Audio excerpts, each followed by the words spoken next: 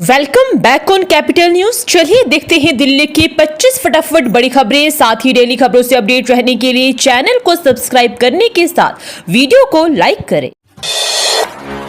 दिल्ली वालों को एक और तोहफा, मेट्रो के नए प्रोजेक्ट का काम शुरू, 8 स्टेशनों का होगा corridor. Delhi metro rail corporation limited ने फेज 4 के साकेत जी ब्लॉक लाजपत नगर कॉरिडोर पर निर्माण कार्य शुरू कर दिया है। लाजपत नगर से साकेत जी ब्लॉक कॉरिडोर में 8 स्टेशन होंगे। ये एलिवेटेड कॉरिडोर दक्षिण दिल्ली में कनेक्टिविटी को बेहतर करेगा। इस कॉरिडोर से ग्रेटर कैलाश 1, साकेत, ग्रेटर कैलाश और पुष्प विहार जैसे क्षेत्र लाभान्वित होंगे। लाजपत नगर वॉयलेट और पिंक लाइनों का एक इंटरचेंज हब बनेगा।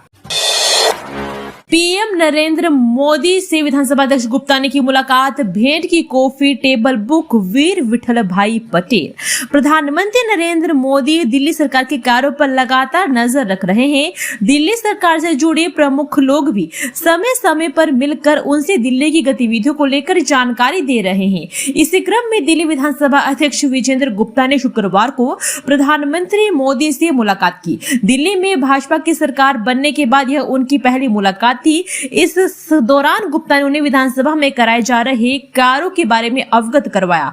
गुप्ता ने संसद भवन स्थित प्रधानमंत्री कार्यालय से मुलाकात के दौरान प्रधानमंत्री को दिल्ली विधानसभा की प्रस्तुति शताब्दी यात्रा वीर विठल भाई पटेल शीर्षक वाली काफी टेबल बुक भेंट की, जो केंद्रीय विधानसभा के प्रथम भारतीय निर्वाचित अध्यक्ष वीर विठल भाई पटेल को समर्पित है। यह पुस्तक 1925 से 2025 तक भारत की संसदीय यात्रा का ऐतिहासिक दस्तावेज प्रस्तुत करती है।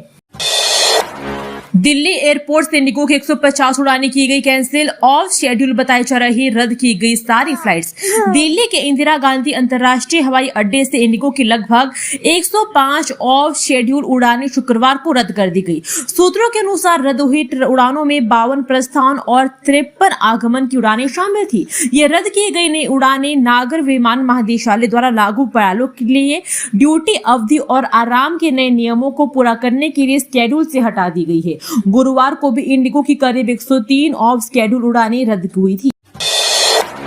दिल्ली एनसीआर में प्रदूषण की चिंता है भी या नहीं? 10 साल से थर्मल पावर प्लांटों की चिमनियों की जांच नहीं हुई। केंद्रीय प्रदूषण नियंत्रण बोर्ड ने पिछले 10 वर्षों से दिल्ली के 300 किलोमीटर के दायरे में स्थित किसी भी थर्मल पावर प्लांट की चिमनी उत्सर्जन की जांच नहीं की है। आरटीआई के अनुसार हरियाणा और पंजाब के केवल 2 संयंत्रों की आंशिक निगरानी की गई है। दिल्ली के आसपास स्थित 4 प्लांटों में 3 से प्रदूषण नियंत्रण प्रणाली स्थापित कर ली है, जबकि पानीपत प्लांट को 2027 तक का समय दिया गया है। जानकपुरी द्वारका में गर्जा एमसीडी का बुलडोजर, 105 टिन शेड और 75 दुकानें जमीन, रोज 2000 मीटर इलाका खाली। एमसीडी ने जनकपुरी और द्वारका मोड़ में अतिक्रमण विरोधी अभियान चलाया है, जिससे अवैध निर्माण को हटाया गया। दिल्ली पुलिस की मदद से छोटी सब्जी मंडी और मेट्रो स्टेशन के पास कार्रवाई हुई। इस दौरान 105 टिन शेड और कई स्थायी अस्थायी निर्माण हटाए गए, जिससे लगभग 2000 मीटर जमीन अतिक्रमण मुक्त हुई। एमसीडी के अनुसार यह अभियान ट्रैफिक और पैदल चलने वालों के लिए बेहतर आवागमन सुनिश्चित करने के लिए था। डीयू के कन्वेंशन हॉल का नाम अब वंदे मातरम हॉल, ईसी ने दी एकमत मंजूरी। दिल्ली यूनिवर्सिटी की एग्जीक्यूटिव काउंसिल की मीटिंग में कई अहम प्रस्तावों को मंजूरी दी गई। आर्ट्स फैकल्टी में रेनोवेट किए गए कन्वेंशन हॉल का नाम बदलकर वंदे मातरम हॉल करने का प्रस्ताव पास हुआ। आर्ट्स फैकल्टी में ओडिया स्टडीज के लिए सेंटर बनेगा। दिल्ली यूनिवर्सिटी का 102वां कन्वेंशन 28 फरवरी 2026 को होगा। इसके साथ ही ढाका कॉम्प्लेक्स में हॉस्टल बनाने के प्रस्ताव को भी मंजूरी मिली है। दिल्ली की हवा अब होगी साफ, सीएक्यूएम ने बनाई 15 सुपर एक्सपर्ट की टीम, वाहनों के धुएं पर होगी सर्जिकल स्ट्राइक। दिल्ली की हवा को शुद्ध करने के लिए सीएक्यूएम ने एक नया संकल्प लिया है।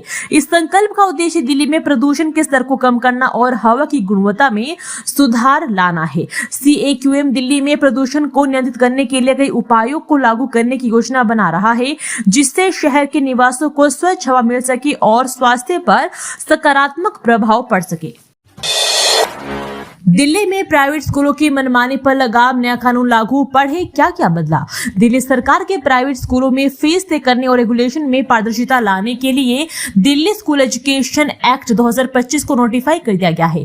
इस कानून के तहत स्कूल अब सिर्फ तय हेड्स के तहत ही फीस ले सकेंगे और कैपिटेशन फीस पूरी तरह से बैन रहेगी। स्कूलों को अलग अलग आइटम के लिए अलग अलग अकाउंट रखने होंगे और हर स्कूल की फीस रेगुलेशन कमेटी बनाई जाएगी। पायलट ट्रेनिंग में देश को आत्मनिर्भर बनाएगा एयर इंडिया, एक ही छत के नीचे मिलेंगे एयरबस बोइंग के सिमुलेटर। तेजी से बढ़ रहे विमानन उद्योग की जरूरतों को देखते हुए तमाम एयरलाइंस अपने बेड़े को विस्तार देने में जुटी है। जाहिर सी बात है कि इन बेड़ों के संचालन के लिए बड़ी संख्या में प्रशिक्षित पायलट की जरूरत होगी, जिसके लिए अभी पर्याप्त संसाधन नहीं होने के कारण बाहरी देशों पर निर्भर रहना पड़ता है। लेकिन देश की प्रमुख एयरलाइन एयर इंडिया में तय किया गया है कि अब पायलट प्रशिक्षण के मामले में हम लोग आत्मनिर्भर होंगी। सोच को धरातल पर उतारते हुए एयर इंडिया ने इस दिशा में कदम तेजी से बढ़ा दिया है। एयर इंडिया अपने बेड़े का तेजी से विस्तार करते हुए 570 विमानों का ऑर्डर दिया है। इसमें एयरबस व बोइंग दोनों विमान शामिल है। इस ऑर्डर की डिलीवरी वर्ष 2027 में तेज हो जाएगी। इससे पायलटों के मांग में एकाएक तेजी भी आएगी। दिल्ली की सड़कों पर फेंका जा रहा यूपी का मलबा, इसे हटाने को एमसीडी दे रहा करोड़ों रुपए, आपने उठाया सवाल। कोंडली के विधायक कुलदीप कुमार ने गाजीपुर लैंडफिल साइट के पास निरीक्षण किया और गाजियाबाद की खोड़ा कॉलोनी का मलबा दिल्ली की सड़कों पर फेंके जाने का आरोप लगाया। उन्होंने कहा कि निगम की एक निजी कंपनी मलबा उठाने के लिए करोड़ों रुपए वसूल रही है, जो जनता के टैक्स की बर्बादी है। विधायक ने निगम अधिकारियों पर भ्रष्टाचार में लिप्त होने का भी आरोप लगाया। सैन कोलंबस की टीचरों ने तियातानो ने ली 10वीं के छात्र की जान सुसाइड के मामले में की जांच करेगी क्राइम ब्रांच। दिल्ली के नामी सैन कोलंबस स्कूल के 10वीं कक्षा के छात्र की आत्महत्या के मामले की जांच अब क्राइम ब्रांच करेगी। 18 नवंबर को Rajendra place metro station platform से कूदकर आत्महत्या करने वाले छात्र ने एक सुसाइड नोट भी छोड़ा था, जिसमें लिखा था कि उसकी शिक्षिकाओं द्वारा किए गए उत्पीड़न से तंग आकर उसने आत्महत्या करने का फैसला लिया। बृहस्पतिवार को केस ट्रांसफर होने से एक दिन पहले छात्र के पिता ने मुख्यमंत्री रेखा गुप्ता, महाराष्ट्र के अहमदनगर सीट से एसपी रितलेश खान लाखे और महाराष्ट्र की दूसरे एमपी राजा भाऊ वाजे को और भास्करराव भगारी से मिलकर लड़के से सुसाइड नोट के नामजद लोगों के खिलाफ जल्द कार्रवाई की मांग की थी। डिप्टी सीएम पवन कल्याण और सुनील गावस्कर भी पहुंचे दिल्ली से सोशल मीडिया प्लेटफॉर्म को आदेश देने की मांग। आंध्र प्रदेश के उप मुख्यमंत्री पवन कल्याण और सुनील गावस्कर ने व्यक्तिगत अधिकारों की सुरक्षा के लिए दिल्ली हाईकोर्ट में याचिका दायर की। अदालत ने गूगल, मेटा और एक्स को एक सप्ताह में कार्रवाई करने का निर्देश दिया। पवन कल्याण ने एआई वीडियो और सुनील गावस्कर ने अनुमति के बिना सामग्री के उपयोग का आरोप लगाया है। अदालत ने इंटरनेट मीडिया मध्यस्थों को याचिकाकर्ताओं के प्रतिवेदन पर एक हफ्ते में फैसला करने का निर्देश दिया। डीयू में 30 साल का सूखा खत्म, नजफगढ़ में खुल रहा Veer Savarkar college, AI data science समेत मिलेंगे कई आधुनिक कोर्स। डीयू अगले एकेडमिक सेशन से अपना नया वीर सावरकर कॉलेज खोलने की तैयारी कर रही है।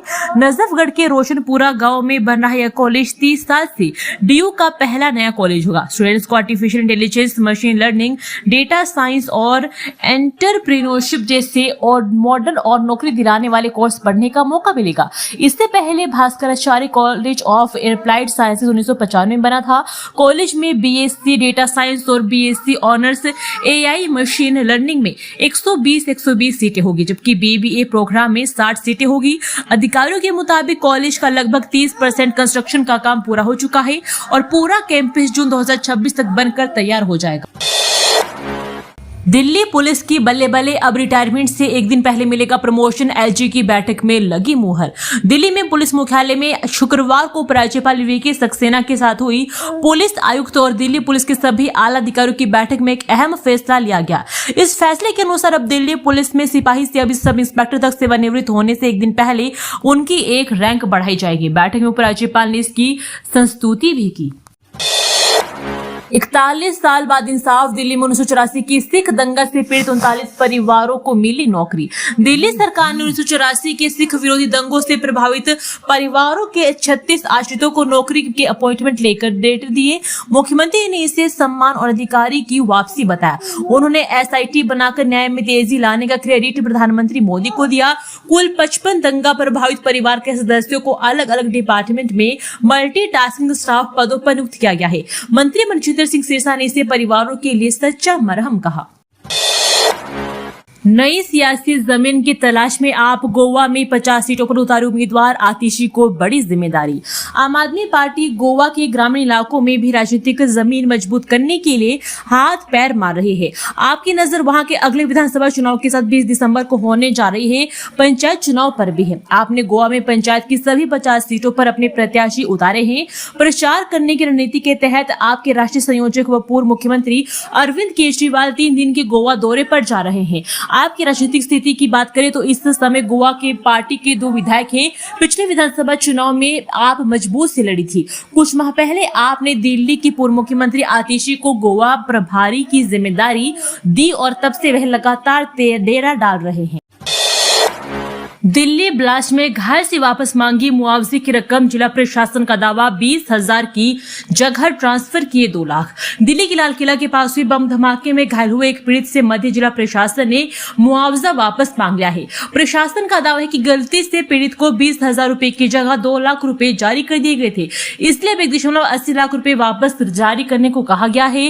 पीड़ित ने इसका कड़ा विरोध किया है। उनका कहना है कि धमाके में भी वे अन्य लोगों की तरह गंभीर रूप से घायल हुए थे और कई लोगों को उस समय 2-2 लाख रुपए का मुआवजा दिया गया था। अब अचानक उनके साथ भेदभाव क्यों किया जा रहा है? उन्होंने कहा कि सबको 2 लाख मिला, मुझे भी मिला था। अब 20,000 देकर बाकी वापस लेने की बात अन्याय है। मामला सामने आने के बाद पीड़ित ने उच्च अधिकारियों से मदद की गुहार भी लगाई।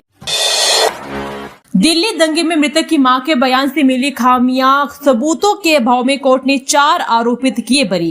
कड़कड़ोमा स्थित अतिरिक्त सत्र न्यायाधीश की अदालत ने उत्तर पूर्वी दिल्ली दंगा से जुड़े एक हत्या मामले में सभी आरोपितों को बरी कर दिया है। अदालत ने कहा कि अभियोजन पक्ष ने आरोप सिद्ध करने के लिए पर्याप्त सबूत पेश नहीं किए। इस आधार पर अदालत ने चारों आरोपितों ब्रिजमोहन शर्मा, सनी, पंकज शुक्ला और रोहित शुक्ला को बरी कर दिया है।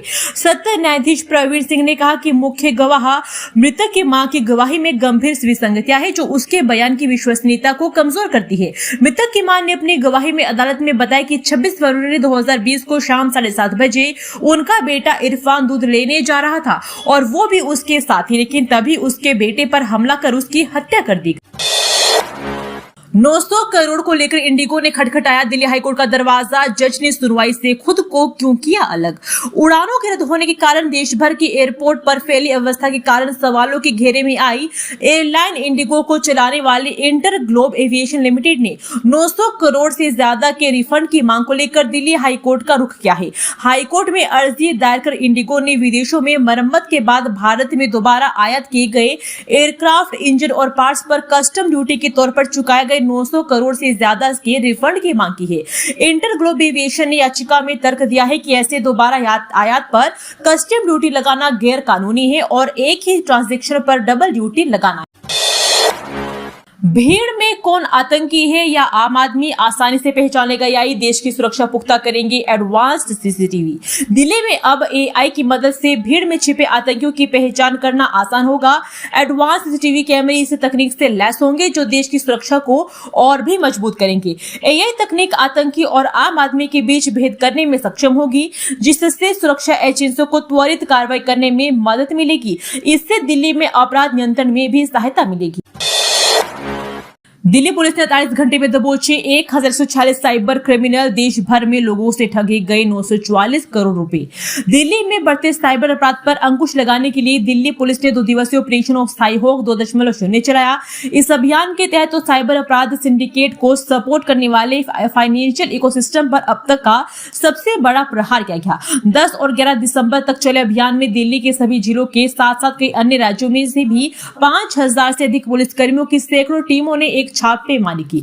अभियान के तहत 1,140 जालसाज गिरफ्तार किए गए, 7,015 लोगों को हिरासत में लिया गया, 1,736 लोगों को नोटिस जारी किए गए, 392 नई एफआईआर दर्ज की गई। ओखला फेज 1 में आंदनमई रोड पर 10 फीट गहरा खड्डा बना मुसीबत, जल बोर्ड, पीडब्ल्यूडी और एमसीडी बने अनजान। ओखला फेज 1 स्थित ईएसआईसी हॉस्पिटल के पास मां आंदनमई मार्ग की धंसी सर्विस लेन 2 महीने बाद भी नहीं बन पाई। दिल्ली जल बोर्ड, पीडब्ल्यूडी और एमसीडी शिकायत के बाद भी समस्या जस की तस बनी हुई है। स्थिति पिछले 2 महीने से अधिक समय से बना हुआ है। सर्विस रोड पर 10 फीट गहराई और लगभग 15 फीट लंबाई में गड्ढा बना हुआ है। यहाँ से गुजरने वालों में दुर्घटना की आशंका बनी रहती है। इतना ही नहीं, सड़क धंसने से नाले का हिस्सा भी क्षतिग्रस्त हो गया है और उससे पानी से उठ रही दुर्गंध लोगों को परेशान कर रही है। सुनवाई न होने पर शुक्रवार को तुगलकाबाद विधायक सहराम पहलवान ने मुख्यमंत्री रेखा गुप्ता को पत्र लिखकर समस्या से अवगत करवाया है। जनकपुरी द्वारका में गर्ज एमसीडी का बुलडोजर, 105 दिन शेड और 75 दुकानें, जमीन 2000 मीटर इलाका खाली।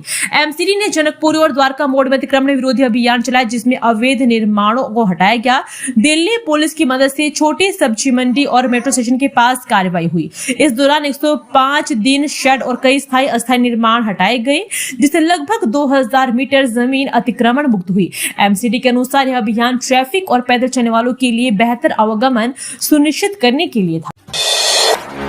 गाजियाबाद के बेरोजगार सावधान, मेट्रो, बैंक और एयरपोर्ट में नौकरी दिलाने के नाम पर ठगी, थाने के बाहर प्रदर्शन। गाजियाबाद में मेट्रो, बैंक और एयरपोर्ट में नौकरी के नाम पर बेरोजगारों से ठगी का मामला सामने आया है। बीएमसी आउटसोर्सिंग नामक कंपनी ने रजिस्ट्रेशन और ट्रेनिंग के नाम पर युवाओं से हजारों रुपए ठगे। ट्रेनिंग के बाद उन्हें शैम्पू और साबुन बेचने के लिए दिया गया। गुस्साए युवाओं ने पुलिस को सूचना दी जिसके बाद 3 लोग पूछताछ के लिए उठाए गए हैं। पीड़ित सिहानी गेट थाने में शिकायत दर्ज करा रहे हैं। दिल्ली में प्रदूषण बेकाबू, ग्रैब 3 की सख्त पाबंदियां लागू, इन वाहनों पर लगी रोक।